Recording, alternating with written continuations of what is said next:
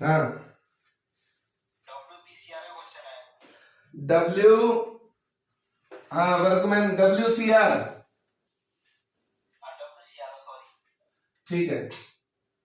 इसमें तीन कंडीशन है ना, जब मतलब WCR हमारे 0 के बराबर है, एक कंडीशन वो है। बिल्कुल।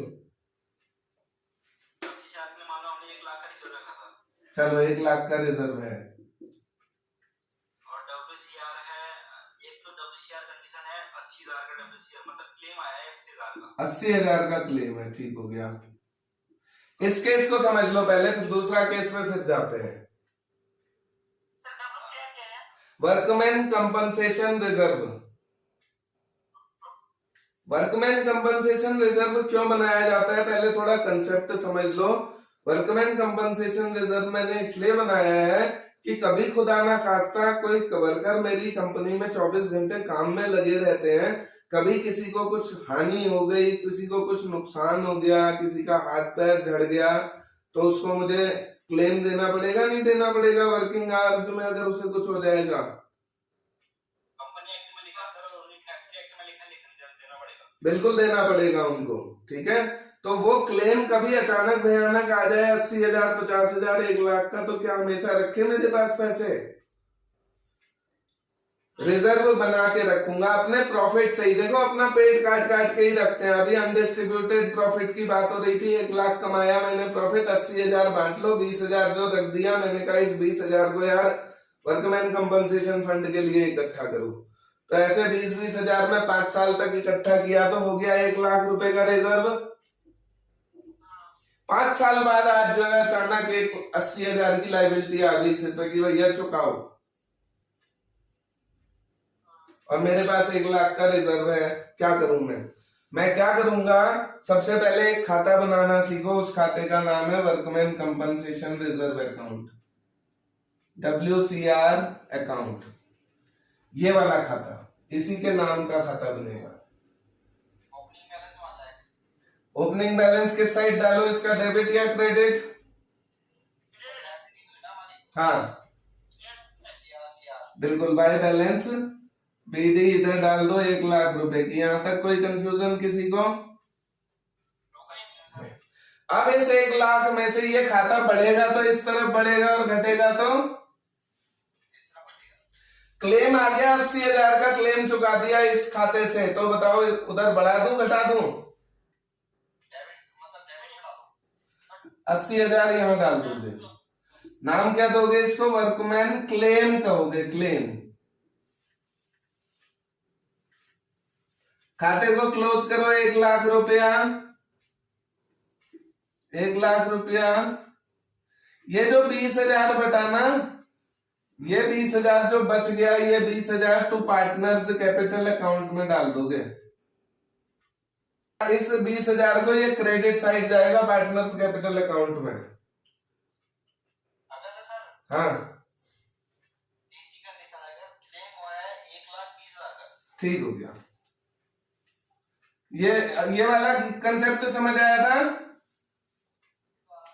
ठीक हो गया। अब इसको देखो, यहां क्या करते हैं, तो क्लेम कितना डालूं? क्लेम आप कह रहे हो 1,20,000 का हो गया। अब ये इस 1,20,000 क्या पूरा यहां से रिकवर हो सकता है? यहां से तो केवल 1 लाख ही होगा, और ये खाता खत्म हो जाएगा 1 लाख। बात आई समझ में? यहां से 1 लाख ट्रांसफर हो गया, इस 1,20 में से 1 लाख घटा दो, क्योंकि इस भी 1,20 में से 1 लाख का यहां हिसाब हो गया है। बचा कितना? 20,000 रुपए। 20,000 रुपए को रिवैल्यूएशन खाते में पहुंचाएंगे।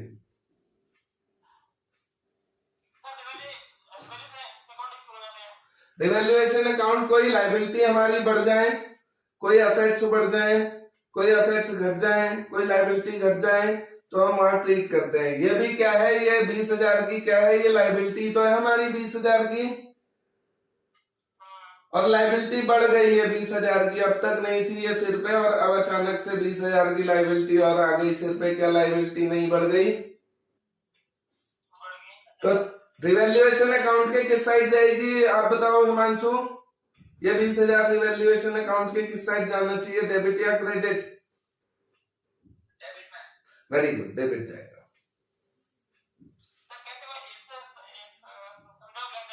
देखो 1 लाख, ये 1 लाख कहाँ गया है, देखो इसके डेबिट में ही तो गया है। जब इसके खाते के डेबिट में 1 जा रहा है तो वो 20 भी जिस खाते में भी जाएगा वहां डेबिट ही जाएगा। जिस खाते भी जाएगा वहां डेबिट ही जाएगा। वो कुछ ऐसी चीजें होती हैं जो हमें सोचनी नहीं पड़ती हैं, समझ रहे हो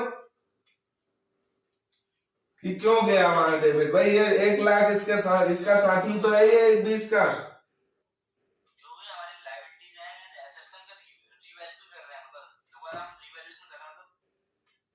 कि अब क्या स्थिति है।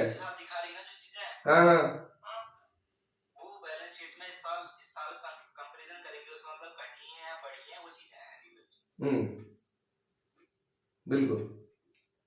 उसमें भी नियम है, अगर एसेट्स बढ़ती है तो कहाँ जाएंगे और लायबिलिटीज घटती है तो कहाँ जाएंगे, अगर लायबिलिटीज बढ़ती है तो कहाँ जाती है। नियम आपको, हिमांशु आपको रिवैल्यूएशन का नियम पता है? नियम पता है? बताओ रिवैल्यूएशन के डेबिट में क्या आता है और क्रेडिट में क्या आता है? डेबिट में आएगा सर, अगर एसेट्स घटी तो डेबिट में, असेट्स घटी तो डेबिट में, असेट्स बढ़ी तो क्रेडिट में। अगर लायबिलिटीज मतलब लायबिलिटीज घटी है मतलब बढ़ी तो डेबिट में। हाँ, लायबिलिटीज बढ़ी तो डेबिट में और लायबिलिटीज घटी तो क्रेडिट में। ये बस रिवैल्यूएशन खत्म है बस। हाँ ठीक है। अब मैं ये पूछना चाहूंगा आपसे, ये आपने रट रखा है या आपको पता है ऐसा क्यों होता है? याद है सर, नियम है सर, तो लायबिलिटीज बढ़ेंगी तो हमारी वो होगा, एसेट्स बढ़ेगी ना, वो नियम तो है, नियम के पीछे का लॉजिक होता है ना। हर नियम का हमें कह दिया ऐसा रट लो भैया, असेट्स बढ़े तो इधर डाल दो, लायबिलिटी बढ़े तो क्यों डाल दो, लेकिन ये नहीं पता ना, तो क्यों डाल दो पता है आपको, क्यों ऐसा करते हैं हम ऐसा? अकाउंट है ना सर। कैसा अकाउंट है ये? Very good. पहली बात तो ये एक नॉमिनल अकाउंट है। दूसरी बात बताओ। उसी वाले मतलब वही हुआ, मतलब लायबिलिटीज वो इनकी डेबिट में। देखो इसका कारण मैं बताता हूँ। रिवैल्यूएशन एक नॉमिनल खाता है और नॉमिनल में डेबिट साइड ना लॉस आते हैं, लॉस, और क्रेडिट साइड प्रॉफिट आता है, फायदा। फायदा क्रेडिट होता है और लॉस डेबिट होता है। इतने से सहमत हो? अब फायदा कब होगा? देखो असेट के बढ़ने में फायदा होगा या असेट के घटने में फायदा होगा? असेट बढ़ेगी तो फायदा होगा और लायबिलिटी के घटने में फायदा होगा। देखो ये कंसेप्ट ऐसे पता चलता है कि याद नहीं करना है, रटना नहीं है आपको, बस उसका नेचर पता है अगर कि ये रिवैल्यूएशन एक नॉमिनल खाता है, लॉस डेबिट होते हैं, प्रॉफिट क्रेडिट होते हैं। इसका मतलब प्रॉफिट कैसे होगा? असेट बढ़ेगी तो फायदा होगा, लायबिलिटी घटेगी तो फायदा होगा। नुकसान कैसे होगा? बिल्कुल पीएल अकाउंट जैसे बनता है, इनकम और एक्सपेंडिचर अकाउंट का ही नेचर है इसका भी। असेट्स घटे, हाँ बिल्कुल उसी खाते की तरह बनता है ये। हाँ, लॉस कैसे होगा? असेट घटेगी तो लॉस होगा, या लायबिलिटी बढ़ जाएगी तब भी नुकसान है भैया, सिर पे लायबिलिटी बढ़ गई नुकसान है।